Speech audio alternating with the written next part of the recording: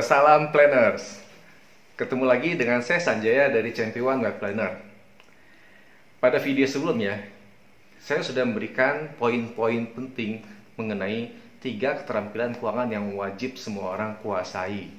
Oke, nah sekarang kita akan bahas satu persatu. Kita akan bahas poin pertama saja pada video kali ini, yaitu apa? Keterampilan mencari uang. Oke. Sebelum itu kita akan bahas bahwa kita selama ini bercita-cita tinggi, mempunyai pendidikan tinggi, setinggi mungkin. Tujuannya apa? Tujuannya kita memiliki keterampilan atau keahlian di bidang tertentu. Tujuan akhirnya apa? Yaitu bagaimana kita bisa mencari uang yang banyak, ya, dengan cara yang mudah atau dengan sesuai dengan bidang yang kita inginkan. Betul ya? Oke, itu tidak salah. Ya. Jadi kita belajar untuk bagaimana bisa menghasilkan uang yang mungkin lebih besar.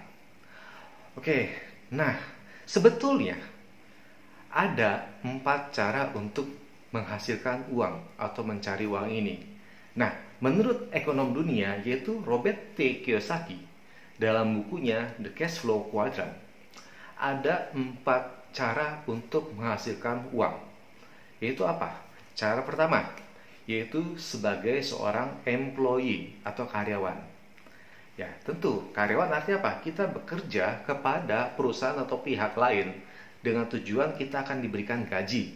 Ya, mungkin ada tambahan bonus apabila kita mencapai target tertentu, atau mungkin ada perusahaan tersebut untung besar sehingga kita dibagi-bagikan. Oke, itu artinya gaji. Nah, pada umumnya ketika kita menjadi karyawan, kita tidak bisa bekerja pada lebih dari 1 perusahaan. Apalagi perusahaan itu perusahaan yang sejenis, tentu sangat-sangat tidak boleh, ya, tidak akan diperbolehkan, ya. Nah, itu adalah sebagai seorang employee. Yang kedua, ada sebagai seorang self-employed atau seorang wirausaha. Nah, waktu dulu kita tidak diajarkan bagaimana menjadi seorang wirausaha. Kita hanya diajarkan keahlian di sekolah bagaimana kita mencari uang, ya, sekolah setinggi mungkin supaya dapat gaji yang besar, atau sebagai seorang employee atau karyawan. Nah, kemudian akhir-akhir ini muncullah beberapa universitas memberikan mata kuliah kewirausahaan. Yaitu apa? Kita dianjurkan menjadi seorang wirausaha atau self-employed. Oke. Yaitu artinya apa? Kita bekerja untuk diri kita sendiri sehingga kita bisa menghasilkan uang yang lebih banyak. Ya, kita bekerja sesuai dengan yang kita inginkan. Kita mau bekerja 24 jam, kita mau bekerja 5 jam, 10 jam, silakan. Nah, itu ada self-employed. Kita adalah bos atas diri kita sendiri. Ya, mungkin kita memiliki beberapa karyawan, ya, sedikit lah. Ya, tapi intinya usaha ini akan bekerja apabila kita ada di sana. Nah, itu adalah self-employed atau bisnis kecil-kecilan. Nah, seperti toko segala macam. Nah, itu adalah self-employed. Bagi seorang profesi, misalnya sebagai seorang dokter yang praktek sendiri, atau ibaratnya pengacara, notaris, nah itu ada self-employed. Nah, kuadran ketiga adalah sebagai seorang pebisnis atau pemilik bisnis atau business owner. Ya, itu artinya apa? Dia punya usaha tapi lebih besar skalanya, di mana dia punya sistem sehingga apa? Sehingga dia sebagai pemilik bisnis tidak wajib ada di sana supaya usaha ini bisa bekerja. Jadi dia cukup mempunyai beberapa manajer atau direktur perusahaan yang ahli di bidangnya sehingga bisa menjalankan perusahaan ini dengan baik sehingga memberikan penghasilan untuk dia. Jadi artinya banyak orang bekerja untuk dia, menghasilkan uang untuk dia.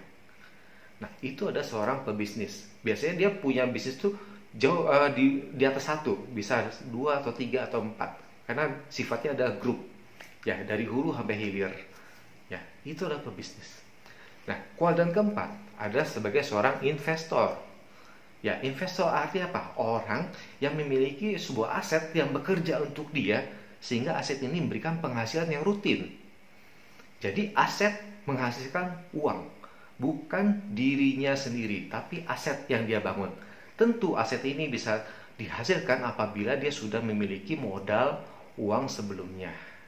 Ya, biasanya investor ini akan terjadi ketika dia sudah bekerja mulai sebagai seorang karyawan atau employee, terus self-employed atau pemilik bisnis. sehingga dia punya modal yang cukup, dia mempunyai aset. Aset ini akhirnya memberikan penghasilan untuk dia di masa depan. Nah, itu adalah investor. Jadi ada 4 cara, yaitu sebagai seorang employed, self-employed, pemilik bisnis atau business owner, dan sebagai seorang investor. Dari 4 kuadran ini, sebetulnya ada dua kubu yang berbeda, yaitu yang employed dan self-employed. Itu adalah seorang active income. Maksudnya apa? Dia harus aktif bekerja untuk mendapatkan penghasilan, mendapatkan uang. Kalau dia tidak bekerja, dia tidak bisa mendapatkan uang atau penghasilan.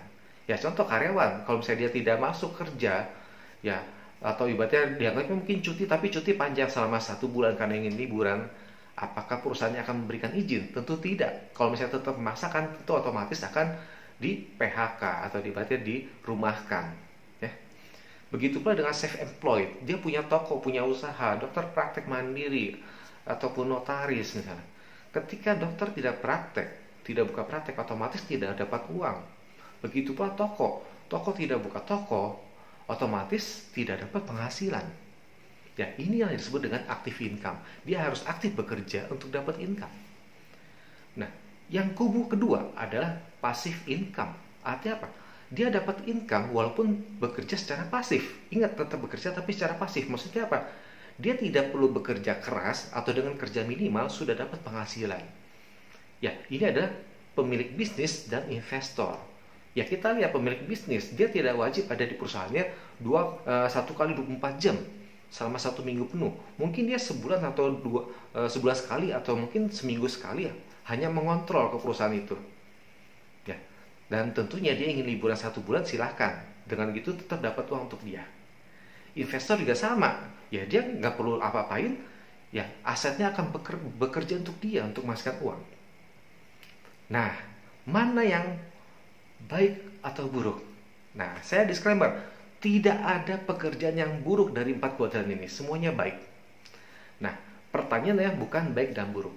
Tapi mana yang sesuai dengan yang saya cari, yang saya butuhkan atau yang sesuai dengan kebutuhan saya di masa depan. Oke. Nah, itu adalah bagaimana kita keterampilan mencari uang.